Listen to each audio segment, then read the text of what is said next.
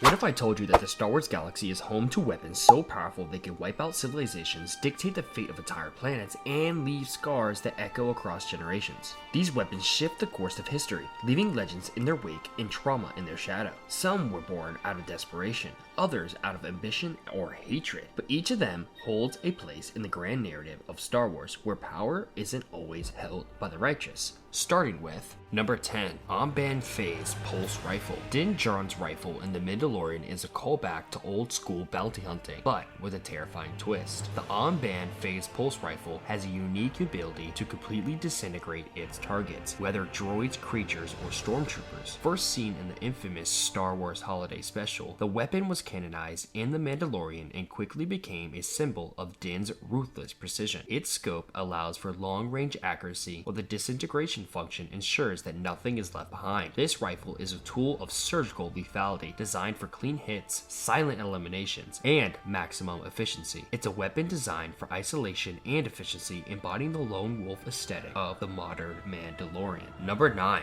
the Bowcaster. Chewbacca's Bowcaster is as iconic as the Wookiee himself. While it resembles an archaic crossbow, it is actually a magnetic accelerator weapon that launches energy bolts with far more force than standard blasters. The bolts don't just injure, they launch targets across rooms. Even seasoned warriors like Han Solo were impressed by its raw power. The Bowcaster is a testament to Wookiee craftsmanship, functional, durable, and brutally efficient. It's designed for beings with immense strength, making it nearly impossible for non-Wookiees to wield it effectively. In the hands of a Wookiee, it becomes an extension of their natural might, turning already formidable fighters into unstoppable forces of nature. Number 8, the Imperial Disruptor rifles, also known as the T7 Ion Disruptors. Banned across most of the galaxy, the T7 Disruptors are among the cruelest weapons ever created. They don't just kill, they completely disintegrate their targets, erasing them at the molecular level. Used by the Empire during the Siege of Lasan, these rifles wiped out the proud Lasat warrior race, leaving nothing behind. Survivors like Garazeb or Zeb Aurelios were haunted by the trauma for years. The Disruptors became a symbol of the Empire's most vile tactics, remorseless, genocidal, and hidden beneath layers of bureaucracy. These weapons aren't simply illegal, they're taboo, viewed as too extreme even by Imperial standards. That such a weapon was sanctioned at all reveals the depths of Imperial cruelty. Number 7, Mandalorian Gauntlet Arsenal. Bo-Katan Kryze exemplifies Mandalorian engineering and battlefield adaptability through her advanced gauntlet arsenal. Her wrists are equipped with a suite of mini weapons including whistling birds or tiny homing explosives, grappling cables for high mobility movement, deployable energy shields, and twin wrist blasters. These compact tools allow her to fight multiple enemies, defend against heavy fire, and navigate difficult terrain, all without ever needing to holster a weapon. These aren't just accessories, they're part of her fighting style, designed for rapid decision making in dynamic combat scenarios. Bo-Katan's ability to hold her own against Jedi and Sith alike demonstrates the sheer effectiveness of her gear. This level of multifunctionality packed into 2 gauntlets transforms her into a one-woman army capable of confronting enemies of all kinds on equal footing. Number 6, the Z6 Rotary Blaster Cannon. In ground combat, few handheld weapons may match the destructive capability of the Z6 Rotary Blaster Cannon. Used primarily by clone troopers like Heavy and Wrecker, the Z6 fires blaster bolts at a terrifying rate, overwhelming enemies with sheer volume. This 6-barreled weapon can tear through squads of battle droids in seconds. It's not elegant or subtle, it's brute force incarnate. Whether in urban warfare or open battlefields, the Z6's presence on the battlefield can quickly turn the tide of an engagement. Its ability to suppress large enemy formations while advancing makes it a critical asset for any frontline unit. The weapon also embodies the Republic's aggressive tactics during the Clone Wars, where overwhelming force often determines survival. Number 5, the Malevolence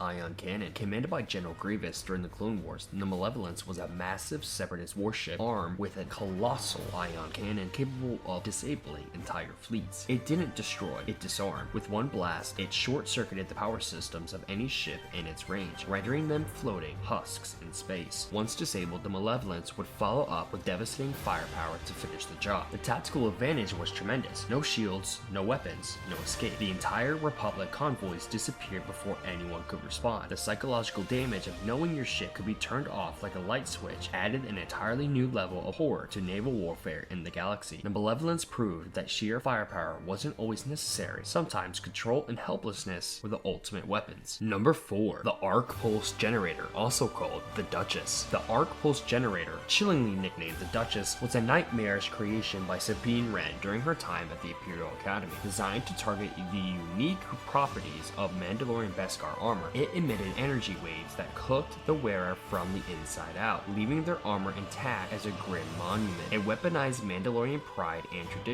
turning their greatest strength into a vulnerability. This was not a tactical weapon, it was a psychological warfare at its most personal. The Duchess was capable of subduing the fiercest warriors without firing a single shot. The psychological impact of the weapon was so severe that Sabine ultimately destroyed it out of remorse. Its existence and intended use show how the Empire would stop at nothing to crush resistance through innovation and cruelty, using genius against its own creators. Number 3. The Dark Saber. The Dark Saber is not only a unique weapon in its design, a flat black-bladed lightsaber, but a cultural icon. Forged by Tar Vizsla, the first Mandalorian ever inducted into the Jedi Order, the Dark Saber became the ultimate symbol of Mandalorian leadership and heritage. Passed down through generations, it's not merely a weapon, it's a claim to power, legacy, and the soul of Mandalore itself. What makes it powerful isn't just its sharp edge or ability to cut through nearly anything, but the mythos surrounding it. Whoever possesses the Dark Saber can claim the mantle of Mandalore, ruler of Mandalore. This makes it a target for warriors, politicians, and warlords alike. Wielding by characters such as Pre Vizsla, Darth Maul, Bo-Katan Kryze, and Moff Gideon, the blade has changed hands during some of the most pivotal moments in Mandalorian history. Its symbolic might even outweigh its actual combat use, making it one of the most important weapons in the galaxy. Number 2. The Death Star. The Death Star wasn't just a weapon, it was a galactic intimidation device, designed by the Empire, fueled by massive kyber crystals, and capable of annihilating an entire planet with a single blast. It epitomized the Empire's philosophy of ruling through fear. Alderaan was its first real test subject, eradicating it in mere moments to send a chilling message across the galaxy. The destruction of a peaceful, non-combatant world marked a turning point, instilling terror not only in Rebel Alliance but also among any who dared to question Emperor's rule. The second Death Star, even larger and more advanced, nearly solidified Imperial domination during the climactic Battle of Endor. It featured a more powerful super laser and faster charge rate, and despite being incomplete, it posed an even greater threat than its predecessor. Beyond the unimaginable scale of destruction it brought, the Death Star symbolized the crushing of hope and defiance. It was a weapon of psychological warfare much as a physical devastation. The combined fear, engineering brilliance, and genocidal potential secured the Death Star's place at the second place on this list, leaving only room for Starkiller Base. Even though not everybody likes the sequels, we still have to have it on this list because if the Death Star was an instrument of fear, Starkiller Base was his apocalyptic successor. Built into the crust of an actual planet, this monstrous creation by the First Order siphoned power from entire stars to fuel its galaxy-spanning cannon. When fired, it didn't just destroy, it obliterated entire systems in one go. The Hosnian system, including the heart of the New Republic, was reduced to cosmic dust in seconds. What made Starkiller Base even more terrifying was its range. Unlike the Death Star, it didn't need to travel. It struck from across the galaxy, targeting enemies with precision and ease. It powered dwarfed its predecessors in both scale and symbolism. Starkiller Base showed the First Order didn't just inherit the Empire's playbook, they rewrote it in blood and darkness. Its ability to eradicate multiple targets in a single massive attack forever changed the strategic landscape of the Star Wars galaxy forever. But it's not just the mechanics of these weapons that make them terrifying, it's the intent behind them, the politics that created them, and the stories they leave in their wake. If you enjoyed exploring the darkest instruments in the Star Wars universe, subscribe to Dexter's Archives, because we're only beginning to uncover the secrets hidden beneath the surface of Star Wars lore.